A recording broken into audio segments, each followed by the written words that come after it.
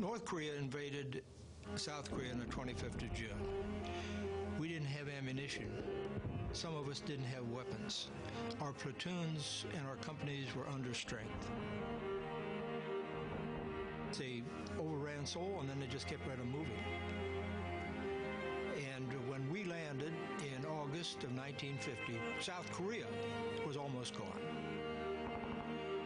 For the next 3 years, the United States and 16 UN countries would engage in bitter combat to protect the sovereignty of South Korea.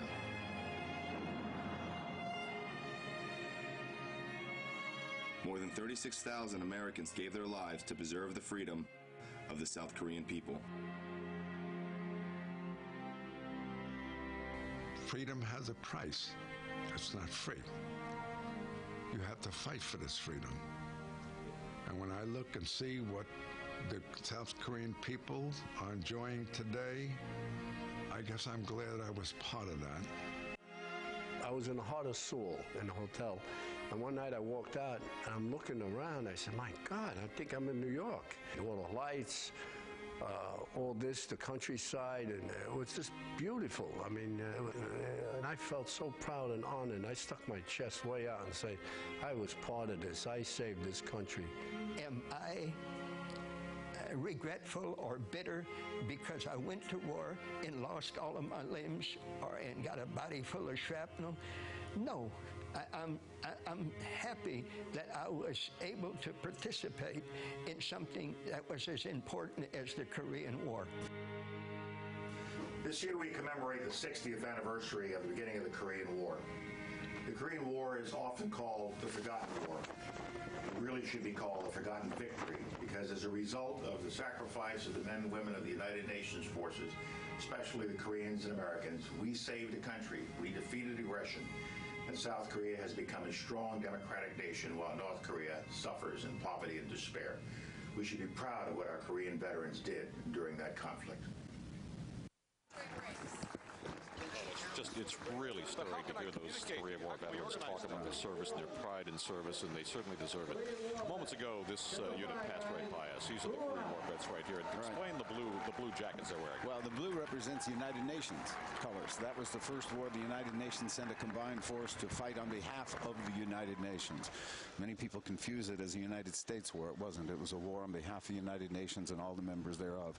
And the blue is the color of the blue helmets that the United Nations force wears today. It was just happenstance, really, because at the time, the Korean War, post-World War II, had been divided. The Korean peninsula had been divided into North and South in the 38th parallel. The South was under the dominion of the United States and the Allies, and the North was under the dominion of the Soviet Union.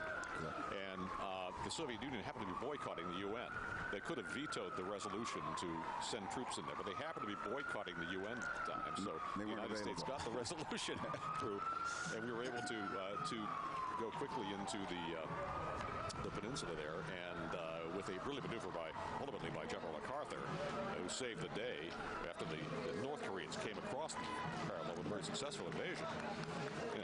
U.S. troops saved the unit you see right here, the Rakasans, happens to be my unit from the 101st Airborne, but that was the unit that made General Westmoreland so famous.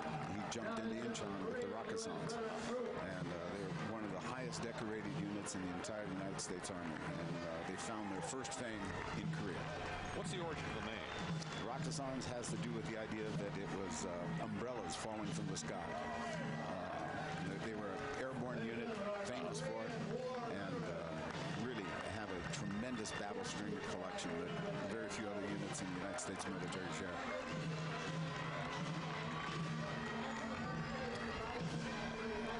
At least you have a bird's eye view from the side of the parade route now. What's going on? What's going past you?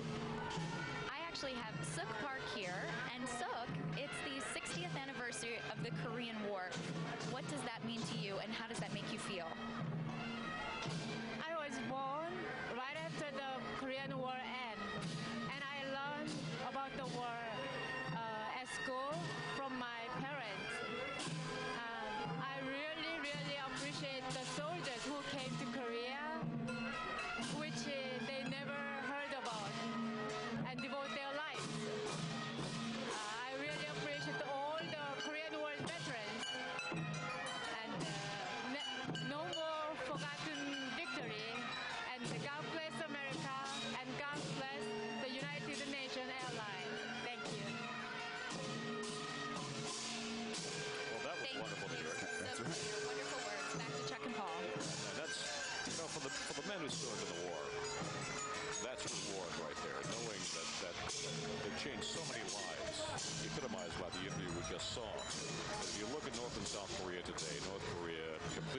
West, dark at night.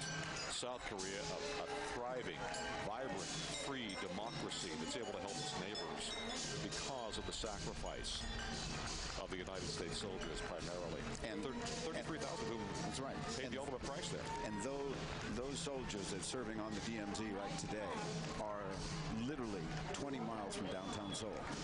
Most people don't realize how close the North is to the South, and that it is so vulnerable.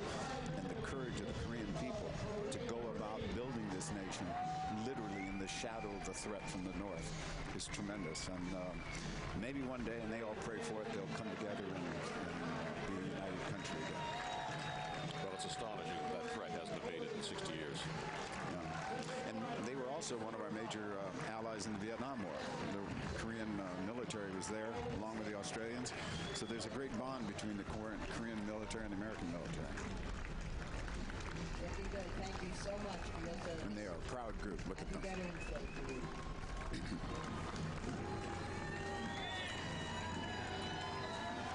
Earlier today, we had a performance by rising star Tora Fisher. Her family has long been involved in supporting the U.S. military, including the creation of Fisher houses, providing a home away from home for military families while their wounded veterans are cared for. And Tora is donating 100% of the proceeds from the download of her song "Man of Steel" to the Fisher Foundation. It's available on her iTunes, right now if you look that up. And here is Tora Fisher, Man of Steel.